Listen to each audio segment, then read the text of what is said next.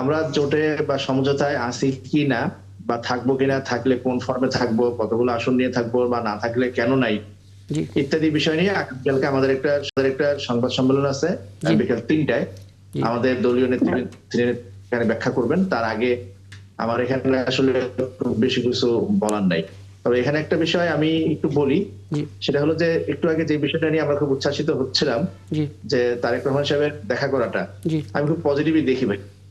কিন্তু এই রাষ্ট্রচার যখন হয় তখন রাষ্ট্রের কিন্তু আবেগের উপরেও নেতৃবৃন্দের একটা রাষ্ট্রীয় আচরণ করতে হয়। এখন তফসিল হয়ে গেছে, প্রচারণার কয়েকদিন আছে। তারেক রহমান সাহেবের অনেক পরিচয়ের পরও তার প্রধানতম পরিচয় এখন তিনি দলীয় প্রধান। এখন এই দলীয় প্রধান যখন রাষ্ট্র সরকারের সাথে এভাবে ঘনিষ্ঠ দেখাচ্ছেন, তখন মাঠ প্রশাসনে বার্তা যাবে কি? সারা দেশে কি বার্তা দেওয়া হচ্ছে যে হ্যাঁ উনি পরবর্তী প্রধানমন্ত্রী?